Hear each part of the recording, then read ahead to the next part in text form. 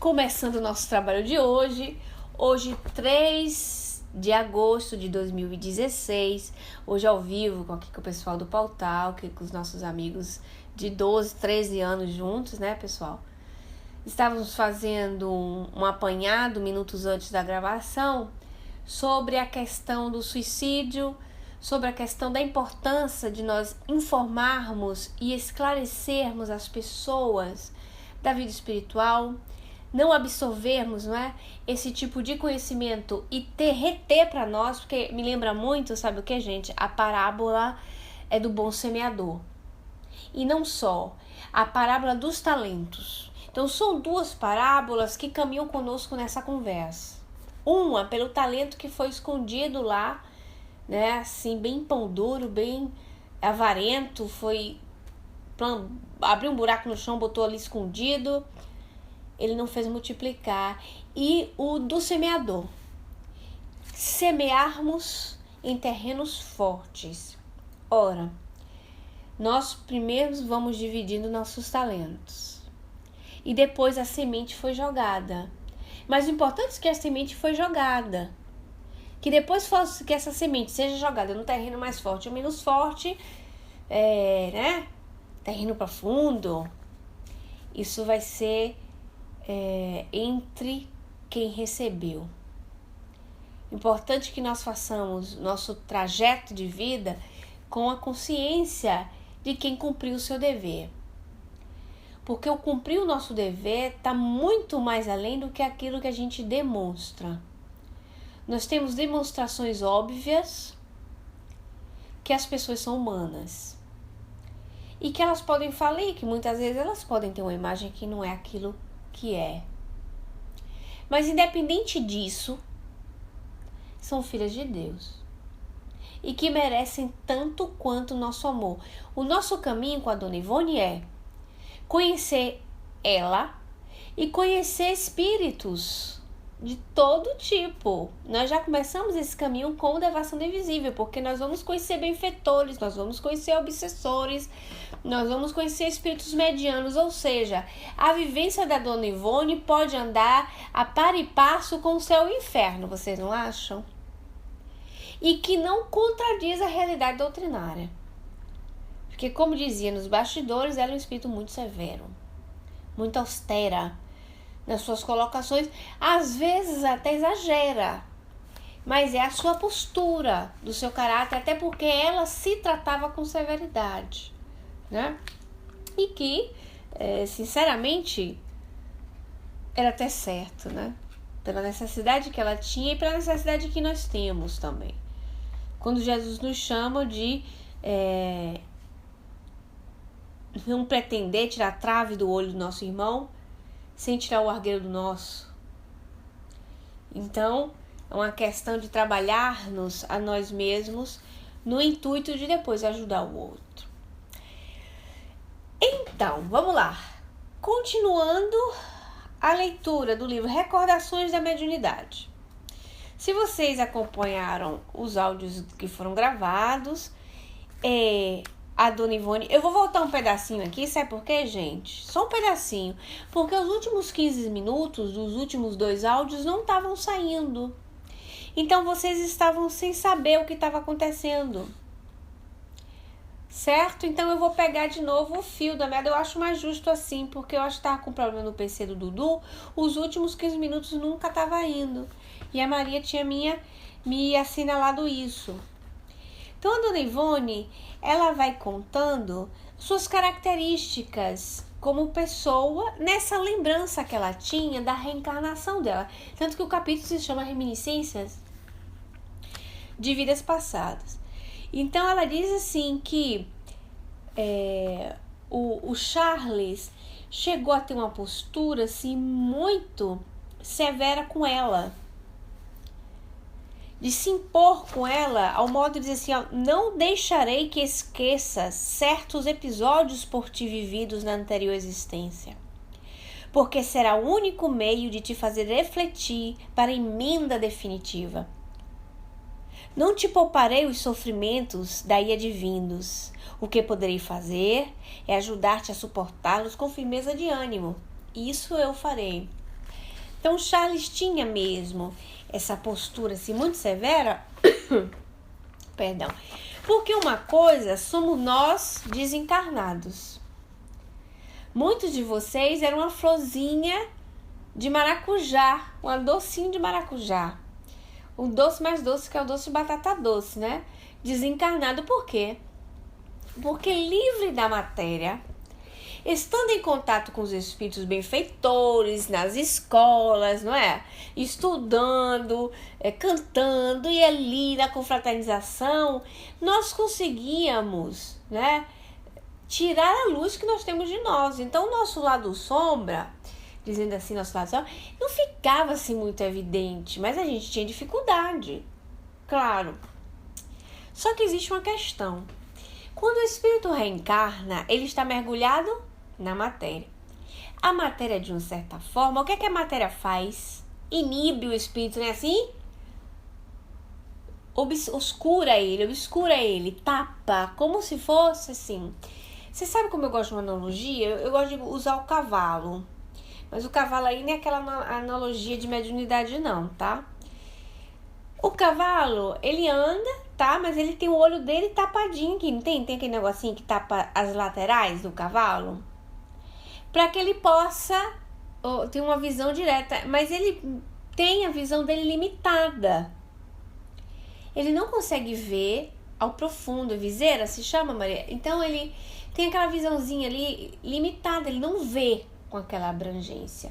Quando nós estamos no corpo físico, nós não vemos absolutamente como é quando está desencarnado. Nós temos uma visão melhor quando nós estamos em desdobramento. Tanto que, se faz uma pergunta, ali nas perguntas 400 alguma coisa sobre sonhos, se aquilo que a gente pedisse na oração, para ver alguém, não sei o que, se poderia se concretizar, e se responder para cara que nem sempre, porque às vezes aquilo que incomoda você encarnado não é a mesma coisa que incomoda ou interessa você, ou você acordado, né? Aquilo que lhe interessa quando você está dormindo, certo? Então você pode buscar uma outra situação, tá nem aí. Um outro exemplo disso, desdobramento. Tem uma médium, e eu tô devendo trechos desse livro, mas eu vou completar primeiro esse capítulo para eu trazer outros trechos ali, porque eu tenho um interesse, gente, nesse estudo fazer uma conexão de alguns livros do Hermínio, do seu Hermínio, tá? Quer dizer, não uns livros, aquele que mais interessa nesse momento, que é a Diversidade dos Carismas, tá certo? Então, essa médium que ele trabalhava chama Regina. Então, essa Regina, ela era médium de tudo, menina, ela era danada. E de desdobramento. Então, existiam questões de Regina, quando ela saía do corpo, ela ia buscar o que lhe interessava, ela tinha uma atividade espiritual muito intensa, mas ela voltava para o corpo e não lembrava. Tinha coisa que a própria Regina, como espírito, olha que coisa interessante, lembra que para que ela não lembrasse a 100% um determinado crime que ela tinha feito, ela deveria lembrar, mas tinha que lembrar só aquele pedaço, tá entendendo? Para saber o porquê daquela antipatia com aquela irmã, ela tinha que saber, vamos dizer assim, o contexto. Ela voltou no corpo e tocou com o dedo algumas partes do cérebro para quando ela voltasse para o corpo, ela não lembrasse os detalhes. Porque seria um chocante demais. Ela foi assassina.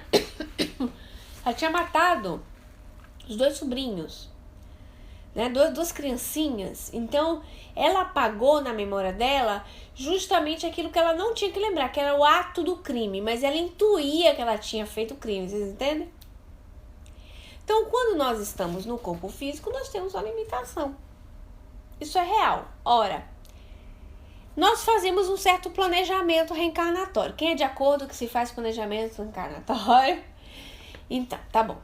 Então, o planejamento não é uma fatalidade, porque tem muita gente que entra em crise. Eu não sei qual é o meu planejamento, sinceramente, nem eu. Mas o planejamento reencarnatório não é uma fatalidade. Em tanto tempo vai ser assim, assim, assim, assim, assim. Não é. É uma coisa muito ampla, certo? Que pode existir, sim, um desvio aqui, desvio acolá, porque você fez outras escolhas. Tá bom? Então, puxa, você planeja tal coisa Mas, estando encarnado, mergulhado na matéria, o que acontece com o indivíduo? Ele se sente vivendo a vida material. Então ele vai se ocupar com a sociedade. Isso faz parte da evolução, viu, gente? Isso não é uma coisa assim, ai meu Deus, por que deixam que isso aconteça? Faz parte da evolução, isso é natural. Então, mergulhado na matéria, o camarada, vamos pegar seu José. Seu José fez as promessas dele. Aí ele reencarna. Mergulhado na matéria, seu José vai se envolver com a sociedade. Isso faz parte da evolução. Então ele vai ser seduzido por aquilo outro. Aí essa tendência dele, lembra do lado sombra, quando a gente tá no mundo espiritual difícil, né? Porque você tá assim, num convívio tão de luz, que você tira o que você tem de melhor. Todos os espíritos, gente, que nós conhecemos na literatura, que iam reencarnar, todos eles sabiam, porque são espíritos que têm que evoluir. Não é porque a gente ouve a história do André Luiz que vai pensar que o André Luiz é espírito de luz, no que a gente entende do espírito superior. Porque o espírito superior, na classificação dos espíritos superiores, ele está atrás do espírito puro. Então, o espírito superior é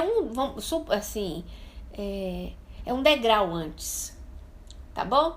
Então, o espírito de luz nesse conceito angelical é um espírito bom, sim, o espírito já está trabalhado, claro. Né? Espírito superior no sentido relativo, ou seja, um superior a mim, superior não sei a quem, mas seja superior. Mas ele tinha dificuldades dele, vocês estão de acordo que ele tinha um monte de coisa para resolver? As perrengas dele com a família, com os filhos, com o pai que tinha que reencarnar, e a mãe reencarnou para receber o pai, receber as 3 amantes do pai. Nossa, e ele tinha a problemática dele pessoal, então ele tava lá no mundo espiritual, tava belezinha, não tava? Reencarnar, a situação muda de figura. E os espíritos sentem, os mais esclarecidos, logicamente, sentem uma angústia com a infância. Eu acho isso assim curiosíssimo para você entender a reencarnação. Porque na infância você está submetido, logicamente, à vida dos pais. A vida social, você não tem a sua liberdade de pensar total. Lembram disso? Por quê? Porque o corpo, estando em desenvolvimento, não te dá essa liberdade motória totalmente do cérebro pensar, as células. Então ele sofre esse tipo de angústia. Esse tipo de angústia que o incomoda, certo? Então o que acontece? Nisso que ele está angustiado, que ele vai passar pela infância, ele passa mesmo. Então o que ele vai fazer? A primeira infância, aí depois dos 7 anos se confirma a encarnação. Por quê? Porque uma boa parte do célula, o crescimento se completa, vamos dizer assim, na quantidade de celular, blá blá blá, depois vai ter só o crescer, o restante, até o 14, até que a criança, bum, acorda como espírito milenar. E chega a seus conflitos. Quando nós estamos sujeitos à juventude, à infância, nós somos sujeitos também aos hormônios, que tem uma importância muito grande na nossa vida. E aí, o bicho pega. E muitos desvios de conduta e de programação começam na primeira juventude, se vocês fizerem caso. O que vai se orientando, aí vai assim, 18, 19, 20, 21, 22, 24, 25. Se o cara deu uma aprumada, seu João, seu José, deu uma aprumadinha, ele já vai botando as marchas menores. Ele vai se reconhecendo melhor.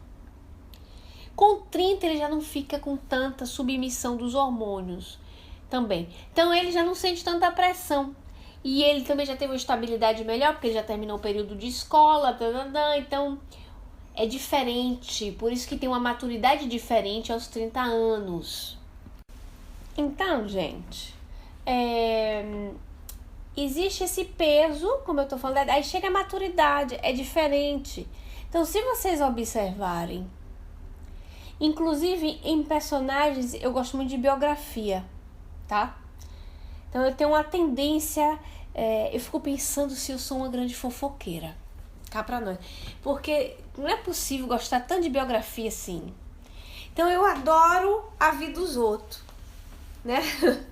Então eu vou ler as biografias e fico ali refletindo sobre as pessoas, o que ocorreu, encontro os pontos espirituais delas, a infância, a fase adulta, eu vou fazendo com conexões. Eu gosto disso, sabe? Que me desenvolve o raciocínio.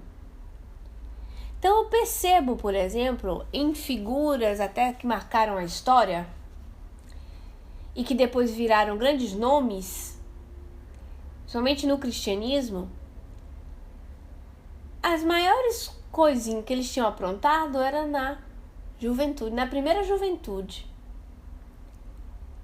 Por incrível que pareça, dou nomes a vocês. Santo Agostinho, que foi o criador do cristianismo, o nosso Francisco de Assis, não é?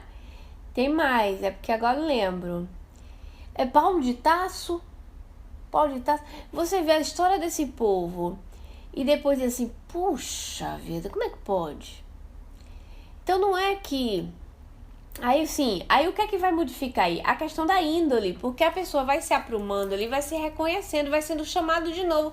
Vocês lembram daquela passagem de Jesus a Damasco? Tá lá Paulo, porque Paulo era um jovem, né, cheio de energia e tal. Paulo no cavalo, bum, bum, bum, correndo, que era para poder pegar os outros cristãos que estavam na outra cidade, para pegar pedrada também. Já tinha ido com as cartas na mão, dado pelos fariseus, né?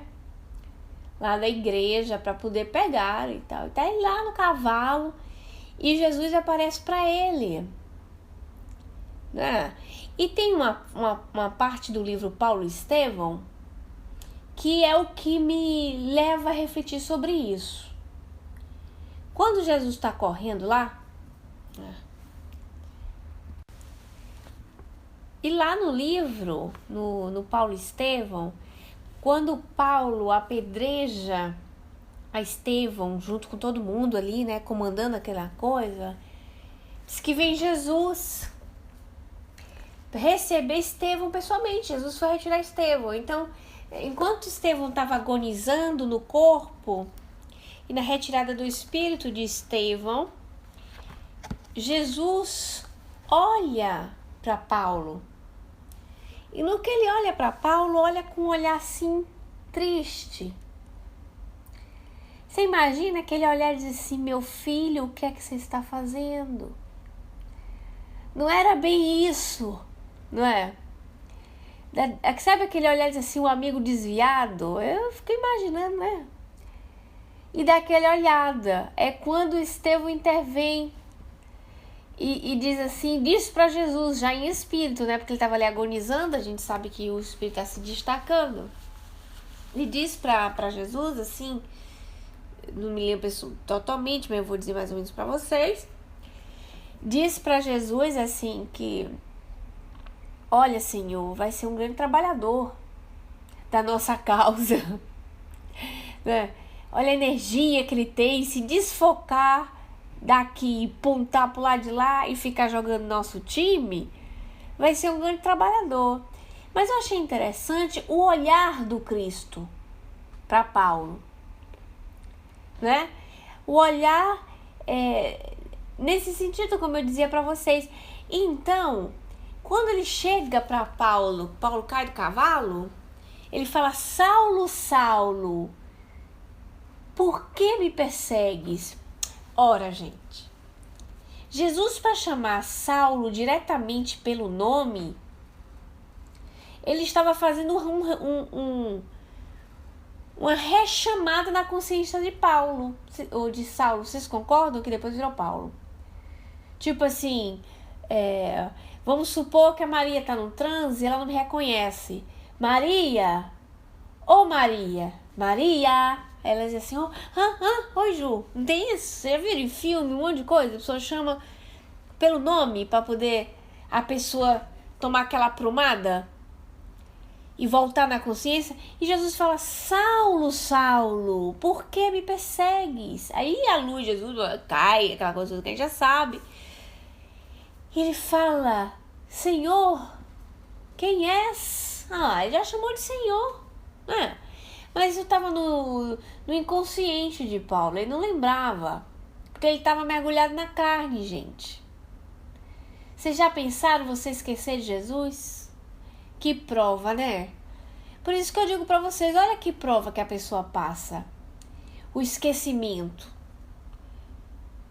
Que Senhor, ele já chamou de Senhor. Quem és? Ele estava querendo o quê? Uma reconfirmação, né? Eu sou aquele que persegues. O Cristo. Aí é quando ele cai, chorando, emocionado. Senhor, o que queres que eu faça? Ele se coloca à disposição. Aquilo era uma chamada para a consciência de Paulo, gente. Porque se fosse uma pessoa comum, vocês entendem? Aí tá, o resto do livro vocês vão ler. Mas por que é que eu tô lembrando isso para vocês? Para que fique claro essa questão da reencarnação, que quando nós estamos mergulhados na carne, tudo é possível. Tudo é possível. É como se diz em italiano, é tutto da vedere. É tudo para ver, você vai ter que pagar para ver. Porque se a sua prova dos 9, você vai mostrar aquilo que você aprendeu na erraticidade quando você estiver encarnado, não é assim? E isso é interessante. Então, o Charles chega para Dona Ivone e fala, olha, eu não vou deixar você esquecer. Para que, chamando ela sempre à razão, ela não caísse novamente. Eu acho interessante, o Pedro Camilo é o biógrafo da Dona Ivone, né? O Pedro diz assim, Ju, a Dona Ivone era muito passional. Passional. Vocês sabem que as paixões também são boas, vocês sabem disso? Tá no livro dos Espíritos. Então, tem a paixão ruim, tem as paixões boas. Tanto que tem uma pergunta nos Espíritos muito curiosa que fala assim, mas os Espíritos levam as suas paixões? E aí os benfeitores respondem, sim, os bons, quer dizer, os Espíritos levam, os bons, as más, aí as deixam e levam consigo só as boas, então tem as boas, né? Então, até os Espíritos bons sentem más paixões. Pode acontecer, eles estarem encarnados e sentir mais paixões. Só que quando eles desencarnam, eles deixam no mundo. Porque se assim não fosse, aí eles seriam espíritos inferiores. Olha que coisa interessante. Quando a gente começa a compreender isso, não abre a nossa visão? Vocês são de acordo que abre a visão? Vocês começam a ver as coisas diferentes? Ah, não é aquela coisa quando a ficha sua cai, você faz assim... Ah, rapaz, eu faço isso, sabe? Às vezes quando eu tô estudando, às vezes eu fecho o livro e fico andando. Aí eu vou fazer alguma coisa assim de casa e minha mente tá 1000 por hora. É capaz de eu entrar até em desdobramento. Continuo fazendo as atividades, mas eu tô fora do corpo raciocinando. Pra ver se fora do corpo eu consigo. Porque são certas coisas que você vai começando a encaixar muita situação de vida, porque a gente não imagina. É quando a gente pode perceber o nosso potencial de luz, tá certo? Então, o Charles bate na tecla que ele não deixaria que a Dona Ivone esquecesse. Então, por isso ela tem a trilogia dos livros que falam das suas encarnações, que, curiosamente, não são livros que vieram em sequência. Apesar de ser uma trilogia. Mas veio o primeiro, veio o último, veio o primeiro e depois veio do meio, certo? Para que o impacto para ela não fosse muito grande. Lembre-se que ela tinha uma tendência depressiva. Talvez nos parâmetros da compreensão hoje da medicina, da psiquiatria, ela entrasse como depressa, como pessoa que sofria de uma depressão, certo? Então ela era muito abatida. Se desenrolasse, bombardeasse a pobrezinha de vez, ia ser um impacto muito grande, até porque ela também tinha uma tendência a, quando sentia que o cerco estava fechando para ela se suicidava, né? Se desesperava e se suicidava. E, com efeito, vamos ao livro. não só me ha ajudado a vencer as intensas peripécias que me foram dadas a experimentar neste mundo, como também através do seu auxílio, boas resoluções tenho tomado a meu próprio benefício. E tudo sob inspirações extraídas das impressões deixadas por aquelas recordações, que se muito me fizeram sofrer, também me transmitiram a certeza de que era justo que eu sofresse, visto ter errado outrora, e que depois da série de expiações necessárias, outras fases de progresso e ensejos felizes advirão. Prosseguindo, esclarecerei que, às vezes, as mesmas recordações pareciam surgir subitamente, dado a entender que seriam antes extraídas da minha consciência profunda por uma vontade exterior. Uma sugestão de entidade do invisível, tal a operação dos magnetizadores e cientistas com os sujeitos, sobre quem estudavam os fenômenos de regressão de memória, para indagações sobre a reencarnação durante o transe sonambúlico. Os fatos curiosos que passarei a narrar em seguida, durante os quais me vi representando, por assim dizer, o singular papel de sujeito, de um operador do mundo invisível, levam-me a crer isso, ao mesmo tempo que desdobra o motivo das citadas recordações das existências passadas. Então, gente, o que é que eu queria ressaltar nesse pedaço de livro que eu li aqui para vocês? Que aquelas recordações dela da reencarnação eram necessárias para o seu próprio crescimento, para frear. Vamos dizer assim, era o freio de mão. Ela precisava daquilo. E não só o Charles foi severo com ela, mas ajudou-a por 84 anos. Fiel. Porque foi pai dela. E ele disse que não perderia ela dessa vez. E foi ali, e ela dá o exemplo dos hipnotizadores, né? Os sujeitos que hipnotizavam e tal, no transe sonambúlico para fazer a regressão de memória. Então, do mesmo jeito que existem as técnicas de colocar a pessoa em transe para que ela lembre as suas encarnações, por sinal, existem transes lúcidos que a pessoa fica acordada, ela lembra também, sem precisar entrar em sono. A Dona Ivone tinha um Charles, que já era como espírito, que curioso, estudioso do oculto, quando encarnado, muitas vezes se repetiu. Era o estudioso do magnetismo. Então, era um espírito preparado. Sabia o que estava fazendo, né? Então, buscava dentro da própria memória da Dona Ivone essas situações das suas experiências reencarnatórias, a fim de trazer como livro, ela ir lembrando e ela ir aprendendo. O interessante dela trazer para nós essas questões aí da própria regressão de memória, ela faz a comparação, né?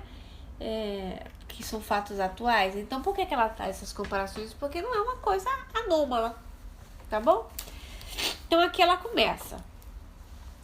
Nos meus 14 e 15 anos de idade, eu residia nas proximidades do cemitério municipal, na cidade de Barra Mansa, estado do Rio de Janeiro. Na cidade de Barra Mansa, estado do Rio de Janeiro. Nessa localidade foi que se acentuaram certos fenômenos que desde a infância ensaiavam verificar-se com a minha personalidade. Olha que interessante. Na infância, os fenômenos ensaiavam, mas foram se concretizar dos 14 aos 15. Por quê? Por causa do despertar da glândula pineal. Porque a glândula pineal diz para as outras glândulas, embora a pessoa cresceu, aí, aquele bombardear de hormônio no sangue, né? O espírito, acorda. O adolescente nessa idade é uma bomba de energia, tá? É uma bomba de ectoplasma. Tanto ele pode ter muito fenômeno evidenciado nesse período e continuar na sua vida adulta, como ele pode chegar na vida adulta e apaziguar um pouquinho, ou próprio a fenomenologia desaparecer, tá certo? Por causa desse andar da natureza própria do corpo, desse despertar do corpo. Frequentemente, eu caía em transes espontâneos de desdobramentos espirituais durante a noite. Creio que através da catalepsia parcial, sem atingir o cérebro. Pode sim. Se estiver na altura de te responder, Nicola, será um prazer. Visto que ao despertar, eu recordava grande parte do que então se passava. Nessas ocasiões, eu vi a entidade Roberto presente ao momento do desprendimento, como se fora ela a provocar o fenômeno. Então, ela ia dormir nessa idade e ela via que ela entrava em catalepsia, entrava naquele sono, acordava como espírito ali, mais ou menos ainda no corpo, e Roberto de Canalejas induzia o desdobramento lúcido. Uma vez completado este, levava-me não sei para onde, mas depois perdia de vista. Então eram revividos para mim e eu os via novamente com intensidade. Grandes trechos do drama por mim provocado em minha anterior existência. Os meus erros, as amargas consequências deles para aqueles mesmos a quem eu mais amava, minha própria felicidade destruída, a morte dele, Roberto, e de uma criança regulando 6 a 7 anos de idade, mortes pelas quais eu me sentia responsável e etc. Eu novamente me senti, então, presa do remorso que infelicitou a minha consciência. E como louca, percorri as dependências da casa em que eu habitei nessa passada existência, agitada por crises de desespero inconsolável. Móveis, lindos, quadros a óleo, tapetes, espelhos, resposteiros, etc. A escada de serviço com balcão em obra de talha, de que eu tanto me lembrava em criança, a carruagem igualmente lembrada, o parque rodeando a habitação até a rua onde se situava o casarão senhorial. Tudo eu revia.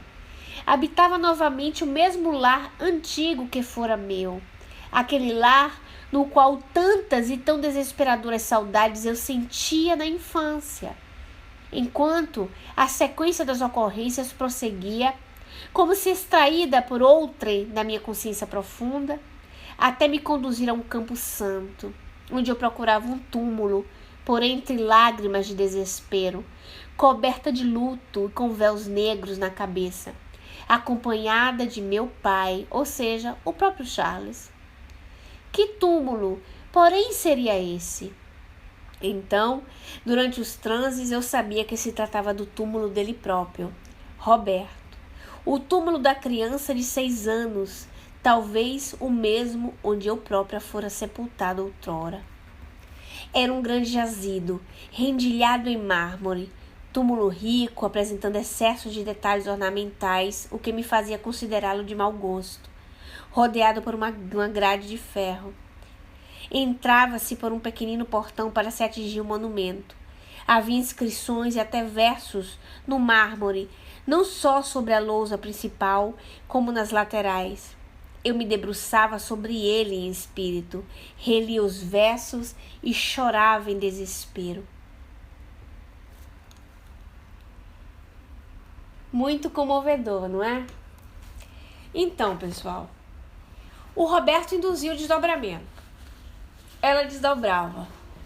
Ela se via no mesmo cenário da casa que ela morava antes e que foi a última experiência encarnatória dela ligada ao afeto com Roberto, o próprio pai que era o Charles e a filhinha, tá?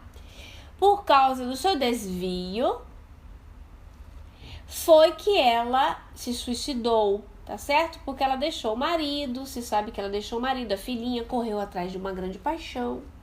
Quando ela percebeu que o que ela tinha feito era uma loucura, ela volta para casa. Quando volta para casa, já não encontrou mais o esposo, não encontrou mais a filhinha, todos os dois mortos. Não é? Não eram suicidas, é bem verdade. Mas tinham morrido e ela não aguentou, porque era já um espírito reincidente de suicídio. O pai suplicou que ela não fizesse uma bobagem e ela se matou a si mesma. Pegou a carruagem e tal, e se jogou do despenhadeiro. Nesse desespero. Então ela vivia as cenas, ela via mesmo a casa, porque ela via os próprios fantasmas íntimos, porque lembra que a gente constrói o ambiente? É como se fosse um holograma. Hoje falar de holograma é bem fácil, né? Antigamente é difícil usar isso como expressão, não existia como se fazia compreender. Mas um holograma no qual ela vivenciava tudo aquilo. Depois, por Charles mesmo, ela era levada no cemitério onde ela tinha sido sepultada. E o Roberto e a criança. E os versos dedicados de amor. E ela lia e chorava em desespero. É muito emocionante isso. Foi um espírito que sofreu muito. E aquela casa que ela via e revia, ela viu a infância inteira. Tanto que ela não reconhecia o próprio pai, não reconhecia a própria mãe. É isso. Que fiquem essas reflexões, a gente vai refletindo. Até o próximo estudo, pensando como é que vai ser a continuação disso. Tudo isso é possível. E era um sofrimento, né, Flor? Educativa. Tem uma mensagem que foi o Leon Denis, que escreveu por ela, pela sua psicografia, que chamava a dor, né, a grande educadora. Ela falava sempre disso, tanto tem entrevista dela que ela fala essa mensagem. A dor, a grande educadora. Porque para ela resultava exatamente isso. Ela tinha completa consciência que a dor era uma educadora.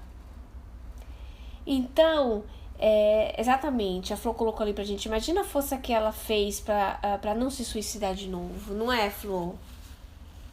Então, era heroína silenciosa, porque o nosso ato de heroísmo não é lutar contra nós mesmos? Quem é o nosso maior inimigo?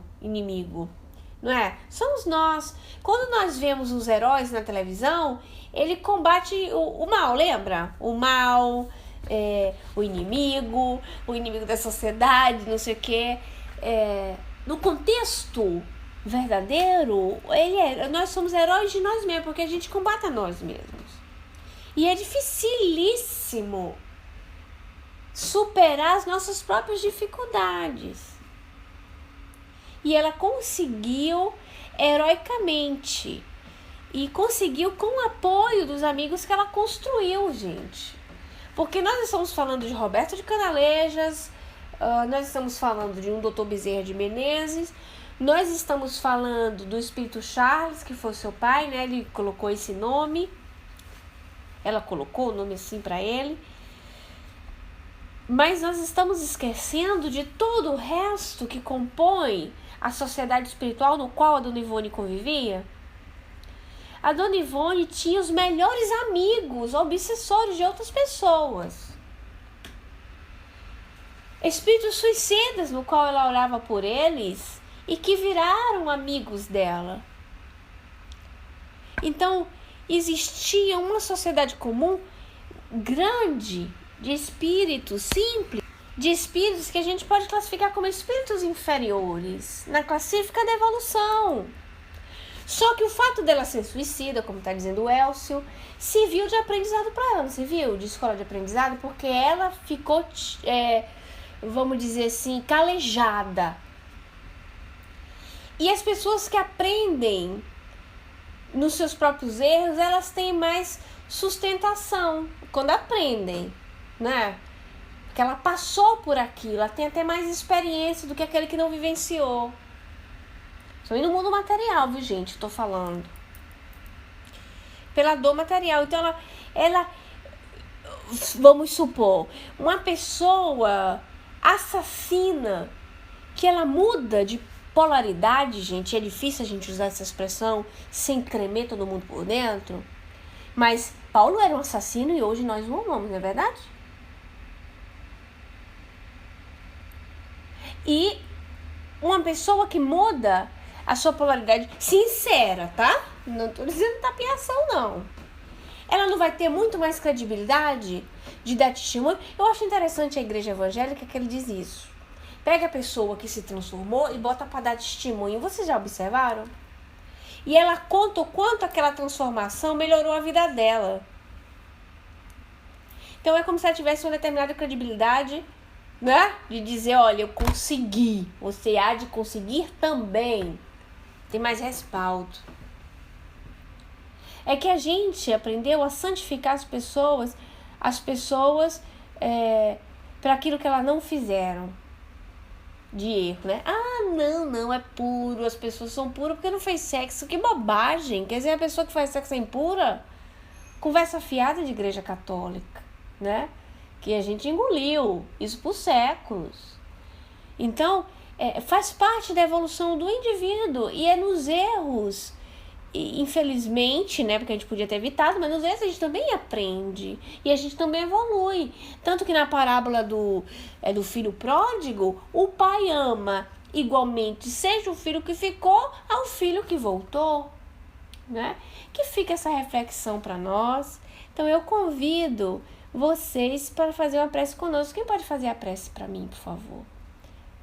A Flor pode fazer, a Marcela se puder. Então vamos dar por concluído o estudo dessa semana. Pessoal do GE, um beijo para vocês e até a próxima.